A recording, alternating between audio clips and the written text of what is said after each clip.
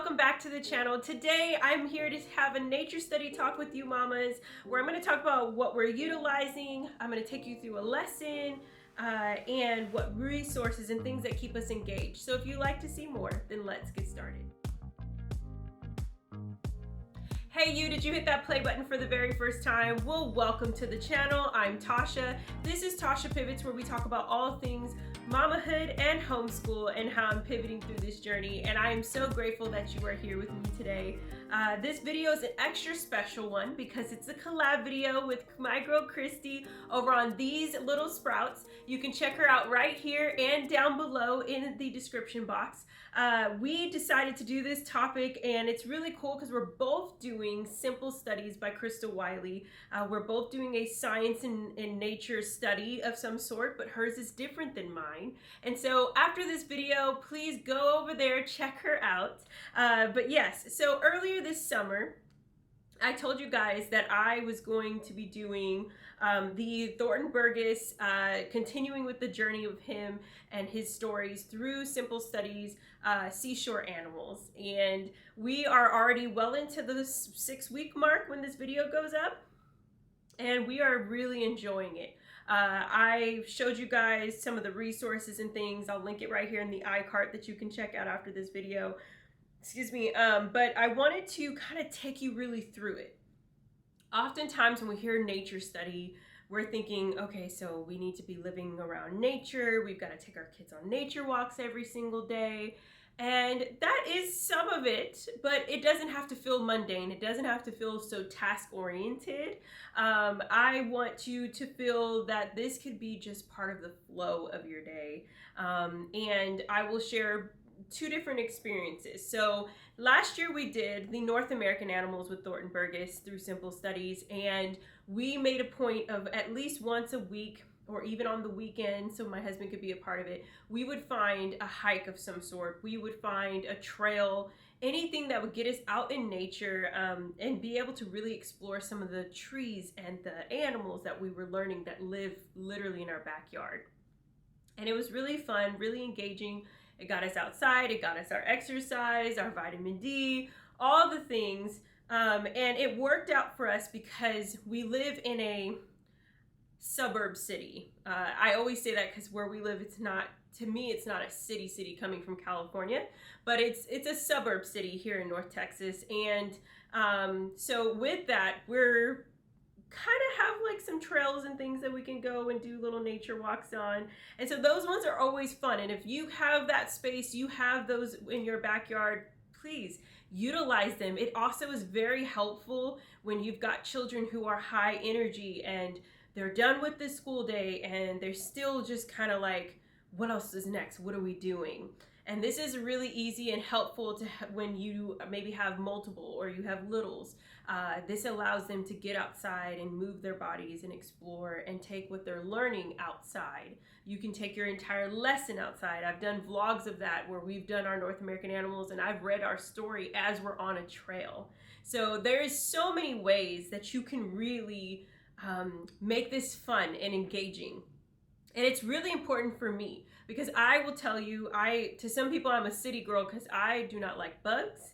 I'm not one to run outside, but with having children, my heart is softened a little bit. I've been able to kind of look through their eyes and see how they're a sponge and they're just taking everything in. And as I'm doing that, I'm actually learning a lot as well, because this wasn't happening when I was in school. I wasn't learning about all the different types of species of squirrels, and I wasn't learning all the different types of trees and all the different things. So it's been really fun to do this with my children, okay? So all that to be said, I am doing the Simple Studies with seashore animals. It's almost like a tongue twister.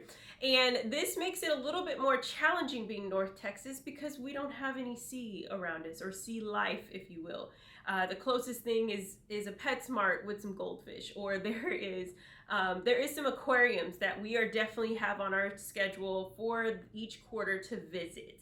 And but the closest to a beach is really South Texas. And so for us, I had to really get into utilizing our resources, utilizing from books to tangible things to even taking them and allowing them to have some screen time, but it be more engaging where they're learning and they're physically seeing it on a screen.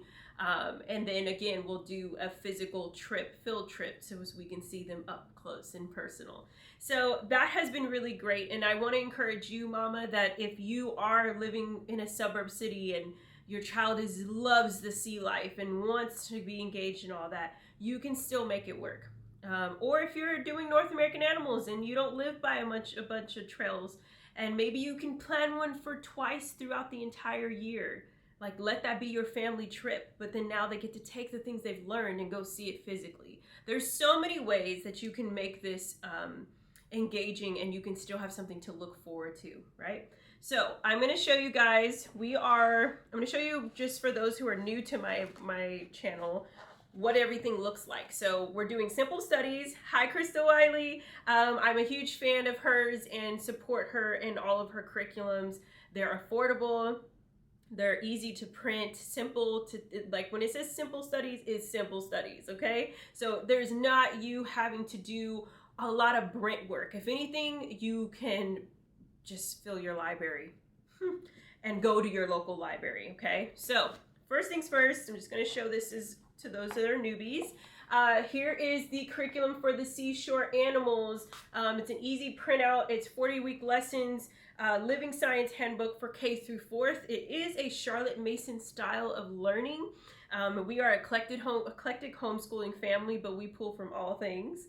And it's just very simple. I like how the lessons are laid out, how it's easy to prepare and be prepared for it. Now, there's that, and then it always comes with a coloring book. And it's really cool because, as you can see, Zoe has literally made hers more one of a kind. And I love that. And then each story that you're going through, there's a coloring page that goes. So this is week 1, that's Danny Meadow Mouse. That really starts our journey on going through the seashore animals. And so you have one of these. Now, again, it does say K through 4th. But mama, you can make this one of your family curriculums, your family study time. Have all your kids around the table. All of them have their coloring books, and you get to walk around them or just sit in a comfy chair and read to them. There's a chapter. The chapters are not long. Here's the book right here, the Burgess Seashore Animals. I bought it on Amazon. It's $12. I think I paid cheaper than that. But that's what it says on the back of the book. But I have this one, and I also have the Thornton Burgess North American Animals, and I'm glad to have these in my collection because I will definitely be repeating these with JoJo in a couple of years. And it's great. It's allowing them to listen and be engaged, to have the coloring book, and I usually let them color while I read, okay? And that allows even my little preschooler to be engaged because I save it for that time for coloring, right? So there's that. And when you go ahead each week, you go ahead and open it up and you're like, okay, I'm going to do we're just going to go to lesson 2. Okay. So I'm going to show you guys close up. There is lesson 2 and it tells you everything you need, right? So we need the book, the coloring book.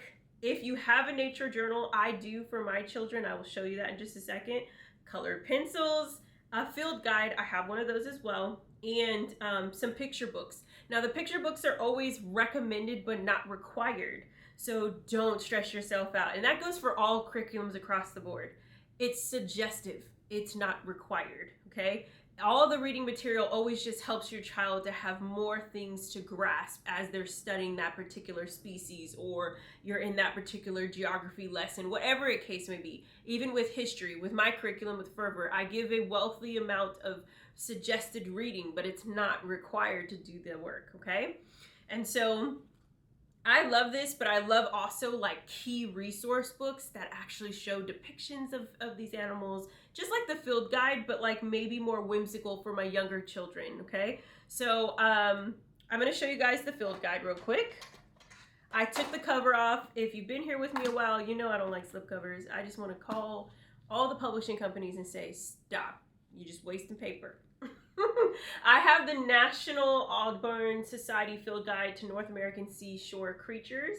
It's a hefty one, but it's a really good field guide. It has pictures for every creature, And then it has like actual facts and fields of the different creatures in here as well. And a public school child, I never had a field guide. So I was like, field guide, what's a field guide? When we did North American Animals, I went to Half Price Books and I found some good ones. Seashore Animals, I went ahead and ordered this one online. There's definitely some other ones that are really great that you can check out, like the Nature Handbook. It's really expensive, but if you know that science is going to be a part of your curriculum and your homeschooling journey for several years, especially if you have multiple children, it's a good find, it's a good purchase. Okay, so I've showed you that, and then we have two nature journals, okay? I have this nature journal, which is just a basic little, what are those things called? I'm gonna space out what that book is called. They're just like the little journal books, they're lined, okay? Very simple, easy. I picked this out, I think this was at Target for like $1. And then I have my Twig and Moth, and I'm trying to see, where did it disappear to? Here it is.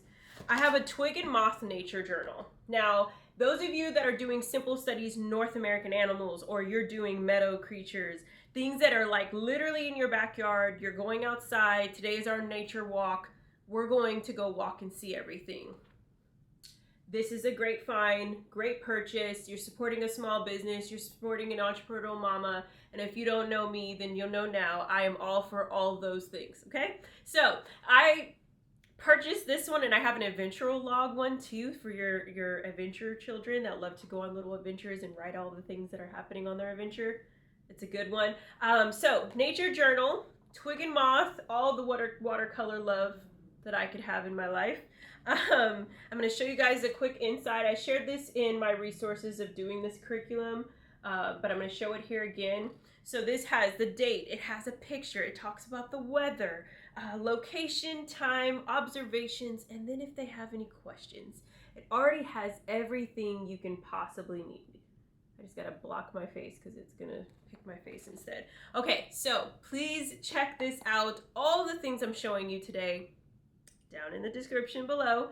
So I really loved using this. I loved getting this, but we haven't used it yet. I've been a little under the weather for the last couple months, and Texas is hot. It's just hot, y'all. So I'm excited for it to cool down and us getting back outside in nature walks and Zoe being able to really utilize this. And because I knew that that wasn't going to happen for a couple of months, I went ahead and got her this one. And this is the one where I love if you have upper children. So say you've got first grader, third grader, fourth grader, and you have them all doing this curriculum together. Well, your third and fourth graders, you can give them some challenges, and there's a section in here that it says older students, and it has a little extra challenge or guide or experience that they can do. With my daughter, I started with North American Animals, where I always have her take the animal that she learned about, write some facts about it, look up the field guide, look at the different things that you're learning. If there's a word you don't know, we're going to utilize the dictionary.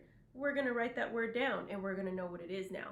So that's what this is for. This is her nature journal. She can draw on it as well. This one, though, doesn't have, it's like a regular journal. So it doesn't have any picture space for it. It's just a lined notebook.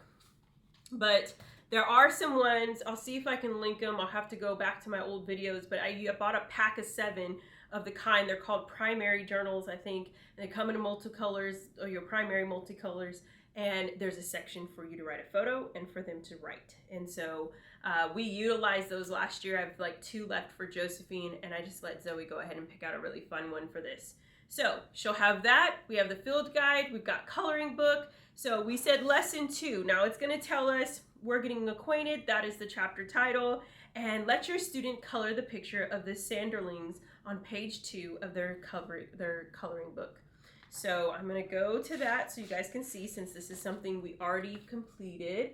So there's a sanderling, and I was born today when I learned about sanderlings, or when we did this assignment, because I grew up in California. We went to the beach at least twice a year, and I never paid attention to them. If I saw birds that were white with gray or brown, I just thought they were seagulls.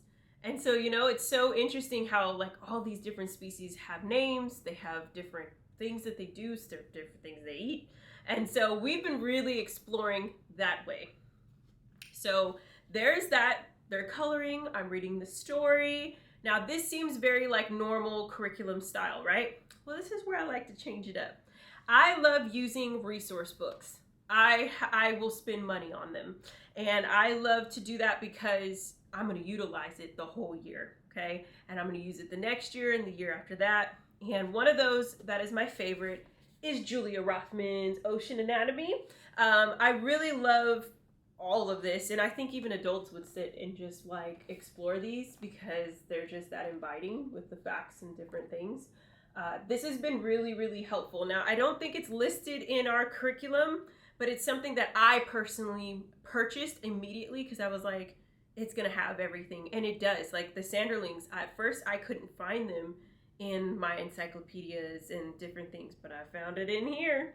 So definitely check this out. I already have all the other anatomy books, and if you've got a child that's just like a sponge and loves to learn and grab onto small facts, like they just have, there used to be an app a long time ago when I was in college that used to be called Stumble Upon, and they just stumble upon all these different things, right? That's what I feel like my child does when she sees the anatomy books. So I have quite a few over there that are from Julia Rothman, and she'll grab them in her spare time, sit and just look through them for hours.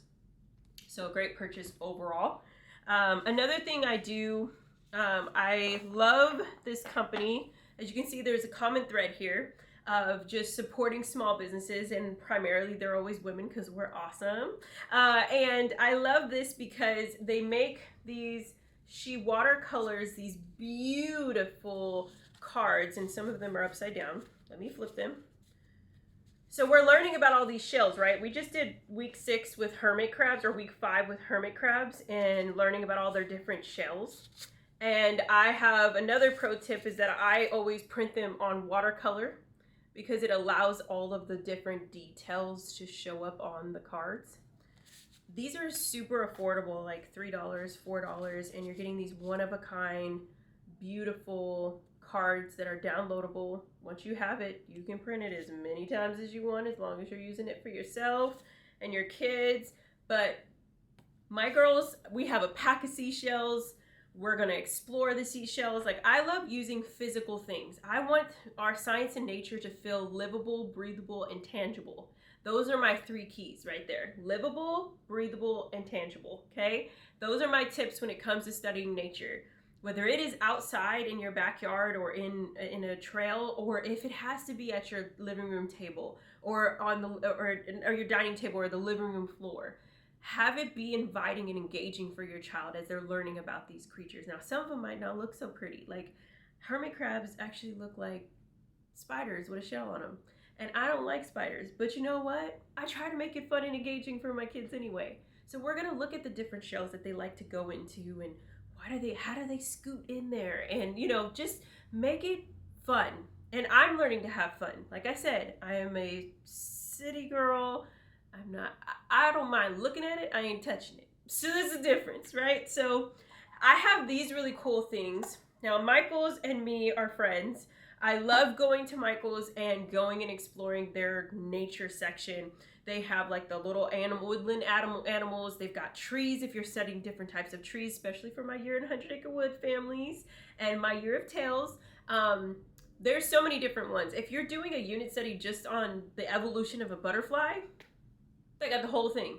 They got the little caterpillar, from the caterpillar to the cocoon, from the cocoon to the butterfly, like the whole process. You can literally have it for them to look at. So if you ain't hit up that section yet, it's right there by the Crayola. Just one step over. Check them out.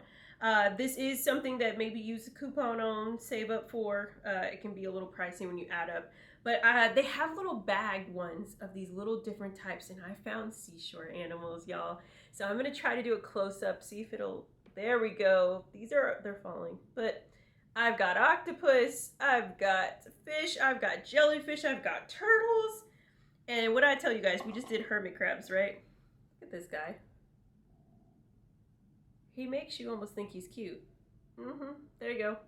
So we have 2 of each. It came with 2 of each, or I think I bought a pack of 2 so that the girls both had their own. Now, I'm not bringing down our whole kinetic sand thing because if the children hear me bring it down, they're coming out. So I have an entire little bucket that I found from Michael's. I will link it down below if I can find it. It was a back to school sale thing. I think I got it back in July, but I'm sure they still have it. They already had the water beads. They already had it. Comes with the water beads, the sand. It also comes with like the hard-shelled crabs and like other creatures that you can dig in the sand. It can get messy, I'm not gonna lie. So I always prep the table, prep the floor, and I allow them to do that after I've already read and after they've done their coloring assignment. And if my older has maybe some writing to do, she'll finish that as well. But I allow them to really get in. Like if we're learning about hermit crabs and crabs, I'm digging them in the sand and I'm gonna have them look for them. And so that has been really fun because even though my daughter is almost 8, 3rd grade, she still wants to do it.